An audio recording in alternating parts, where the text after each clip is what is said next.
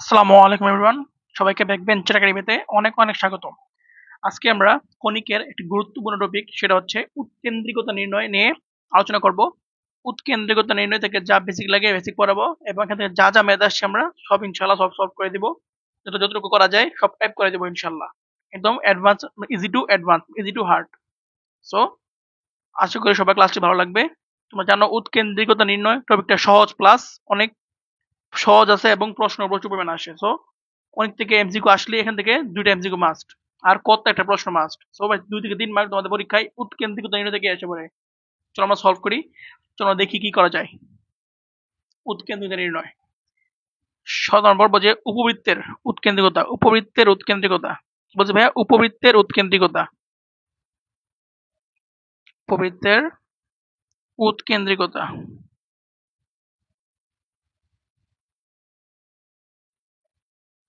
প্রকাশ করা হয় ই দ্বারা।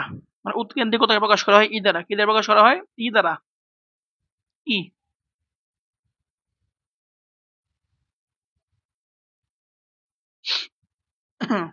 ই দ্বারা, ইয়েস। চলো আমরা দেখি। আমরা জানি উপবৃত্তের সমীকরণটা কি ভাইয়া? উপবৃত্তের সমীকরণ হচ্ছে x square by a square plus y square by b square is equal to 1। এটা উপবৃত্তের সমীকরণ, এটা উপবৃত্তের সমীকরণ।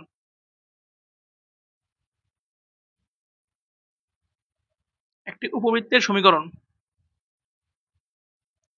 যদি এ গ্রেটার দেন বি হয়, তাহলে উৎকেন্দ্রিকতা হচ্ছে is equal to root over 1 minus ছোট স্কোয়ার মানে বি স্কোয়ার বাই বড় স্কোয়ার মানে এ স্কোয়ার। আর যদি বি গ্রেটার দেন এ হয়, তাহলে উৎকেন্দ্রিকতা হচ্ছে is equal to root over 1 minus a square by b square. Just এটাই আমাদের উৎকেন্দ্রিকতা নির্ণয়ের কি ভাইয়া ফর্মুলা। আমি যদি বলি তোমাদের এই ফর্মুলা মনে রাখতে হবে না, জাস্ট একটা জিনিস মনে রাখবা, তোমাদের উৎকেন্দ্রিকতা ইজিলি হয়ে যাবে। জাস্ট একটা জিনিস মনে রাখবা, সেটা হলো শর্টকাট। যা তুমি এমসিকিউ ইউজ করবা, সিকিউ ইউজ করো না, সিকিউতে ফুল লিখতে হবে। শর্টকাট। সিকিউ তো আসেই না উৎকেন্দ্রিকতা, এমসিকিউতে আসে, আসলেও কত মাত্র আসে। শর্টকাট ই হচ্ছে রুট ওভার 1 মাইনাস ছোট বাই বড়। তোমাদের সমীকরণে যেই ছোট মানে সংখ্যা থাকবে সেটা, এবং যে বড় সংখ্যা থাকবে সেটা, এটা দুটো ভাগ করে দিলেই, ভাগ করে এক বিয়োগ করে রুট করে দিলেই তোমাদের উৎকেন্দ্রিকতা বের হয়ে যাবে। চলো আমরা যখন ম্যাথ করবো তখনই বুঝবো। চলো আমরা আগাই। ম্যাথ করেই তোমরা তোমাদের শর্টকাটটা একদম ক্লিয়ার করে দিচ্ছি। চলো এক্সাম্পল করে চলো দেখো। এই উপবৃত্তের উৎকেন্দ্রিকতা কোনটি হবে? এখানে ছোট কোনটা? ছোট হচ্ছে 64। বড় কোনটা? বড় হচ্ছে 100। কি বলছি? উৎকেন্দ্রিকতা হচ্ছে 1 মাইনাস ছোট বাই বড়। দেখো ই হবে রুট ওভার 1 মাইনাস ছোট বাই বড়। জাস্ট ক্যালকুলেট করো। Root over 1 minus 64 by 100, 3/5। এটা আমাদের উৎকেন্দ্রিকতা। এটা আমরা শর্টকাটে করলাম। চলো আমরা এখন বড় মেথডে করে দেখি। শর্টকাট হয় কিনা, মানে আমার কথা সত্যি কিনা। শর্টকাট বড় মেথড। বড় মেথড করতে আমাদের এ বি বের করতে হবে। এ কত ভাইয়া? এ হচ্ছে আমাদের 8 স্কোয়ার না 64, 8। বি হচ্ছে আমাদের 10। সো বি গ্রেটার দেন এ। সো ই হবে রুট ওভার 1 মাইনাস ছোট স্কোয়ার বাই বড় স্কোয়ার মানে 8 স্কোয়ার বাই 10 স্কোয়ার। দেখো এটাই আসে 10 স্কোয়ার মানে 64 বাই 100। 1 মাইনাস 100 দিলে কত? 3/5। সো আমার শর্টকাট কি ভাইয়া? কার্যকরী। সো আমরা করবো এই মেথডে, আমরা এটা করব না। আশা করি বুঝতে পারছো। চলো নেক্সট মেথডে আগাই। দেখো এই সমীকরণে উৎকেন্দ্রিকতা কি হবে? আবার সেই রুট ওভার 1 মাইনাস ছোট বাই বড়। 1 মাইনাস ছোট কোনটা ভাইয়া? 9। বড় কোনটা ভাইয়া? 25। জাস্ট করে ফেলবো। Root over 1 minus 9 by 25। 1 minus 9 by 25, 4/5। 4/5। এই উপবৃত্তের উৎকেন্দ্রিকতা কত? এটাও ইজিলি করবো একদম। দেখো is equal to root over, yeah করতে হবে একটু। সরি কি হলো? এক্স স্কোয়ার বাই কত ভাইয়া 4 প্লাস ওয়াই স্কোয়ার বাই 4/3। এখানে অবশ্যই তোমাদের কোনটা বড় হবে? অবশ্যই 4 বড় হবে, সো রুট ওভার 1 মাইনাস ছোট ভাই বড় 4/3 ভাগ 4 মানে 1/4, সো 1 মাইনাস 1/3, 1 মাইনাস 1/3 মানে 1 মাইনাস 1/3 মানে 1 মাইনাস 1/3 2/3, এটাই answer. It means √2/√3। That's it. দেখো আরেকটা ম্যাথ করি আমরা। দেখো এই এই উপবৃত্তটি 4,6 বিন্দু দিয়ে কি বলছে x square by 25 plus y square by m is equal to 1। উপবৃত্তটি 4,6 বিন্দু দিয়ে অতিক্রম করলে উৎকেন্দ্রিকতা কত? তোমাদের কতে আসে, এগুলা সিকিউতে আসে কতে, 2 মার্কের জন্য। তো দেখি উৎকেন্দ্রিকতা কত হবে। বলছে এই উপবৃত্তটি 4,6 বিন্দু দিয়ে যায়, এই উপবৃত্তটি 4,6 বিন্দু দিয়ে যায়। দ্যাট মিন্স আমরা এই 4,6 দিয়ে এই সমীকরণটাকে সিদ্ধ করে আমরা এম এর মান বের করতে পারবো। চলো বের করি। X square by 25 plus y square by m equal to 1, যা কি 4,6 বিন্দু দিয়ে সিদ্ধ হয়। So 16/25 minus 1 is equal to minus 36/m। Just এখন জাস্ট আমি ক্যালকুলেশন করব, যা তোমরা ইজিলি ক্যালকুলেটরে বসে করতে পারবা। 16/25 মাইনাস 1, হুম হুম হুম, তো আনসার আলফা 36 আলফা এক্স।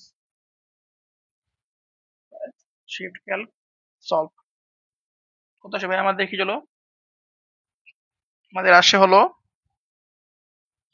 আমাদের এম এর মান আসে কত ভাইয়া? এম এর মান আসে 100, বা এম আসে 100। That's it. জাস্ট আমরা একটা ধাপ করলাম, জাস্ট বাকি ম্যাথ করব। এম এর মান আসে 100, সো সমীকরণটি হবে কি? সমীকরণটা হবে x square by 25 plus y square by 100 square by 100 equal to 1।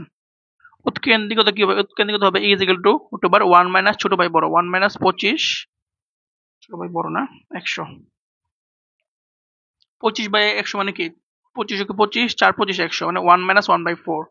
That means root over 4 4/4 minus 1 3, that means √3/2। এটাই আনসার। আশা করি হয়েছে। একবার চেক দিই। 1 মাইনাস 25/100, হ্যাঁ √3/2। চলো নেক্সট ম্যাথে যাই।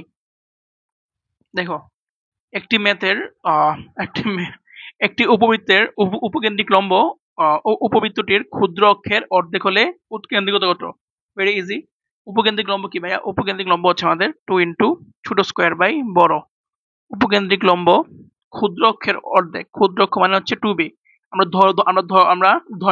আমরা হিসাবে সুবিধার্থে আমরা ধরে নিচ্ছি যে let a greater than B. এটা আমরা ধরে নিচ্ছি এই ম্যাথ করার জন্য। সবসময় এ কে বি থেকে ধরে নিতে হবে। আবার এটা লিখে দিতে হবে, ধরি A greater than B. So 2b ক্ষুদ্রকের অর্ধেক, 2b is equal to half, ক্ষুদ্রকের অর্ধেক। সো এই 2 চলে গেল, এখান থেকে এদিকে থেকে 2b by a, 2b by a is equal to b। So এক মিনিট,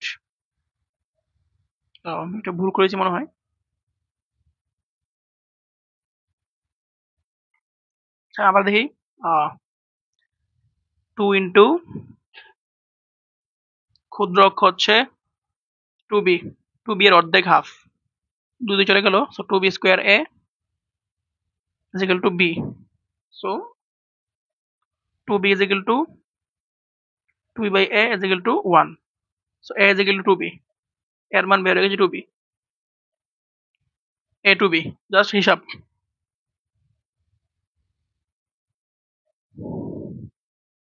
এখন উৎকেন্দ্রিকতা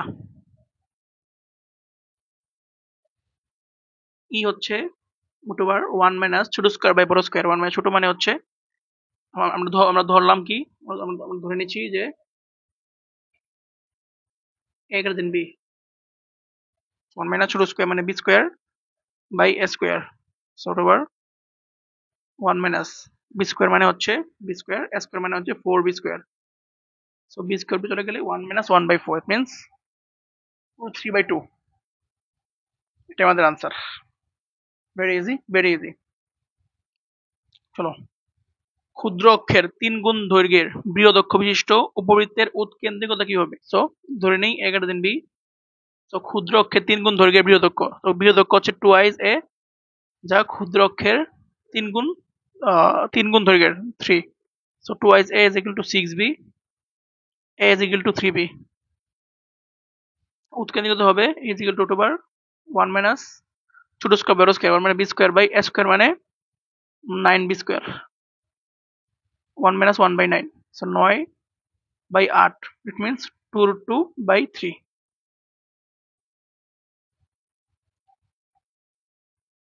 এই উপবৃত্তের উপকেন্দ্রিক লম্ব উপবৃত্তটির বৃহৎ অক্ষের অর্ধেক হলে ই কত?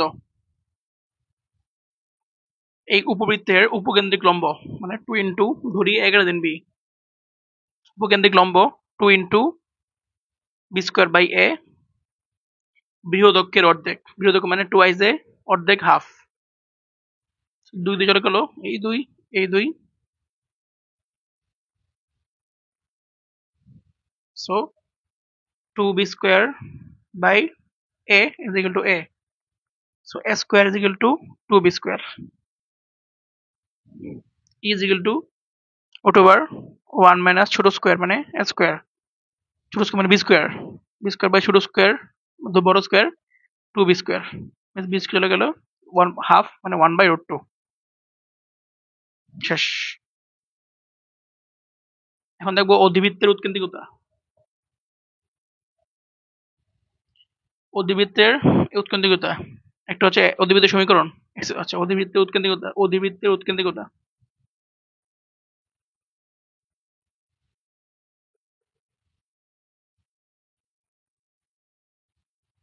অধিবৃত্তের e x square by a square minus y square by b square is equal to 1। সমীকরণ এটা। একটা সমীকরণ হচ্ছে y square by b square minus x square by a square is equal to 1।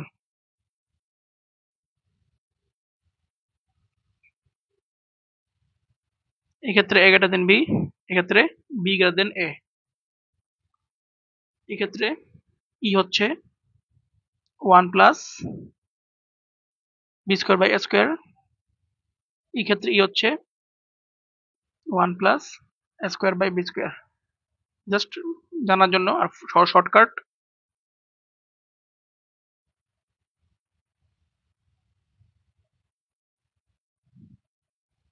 1 minus ছোট বাই বড়।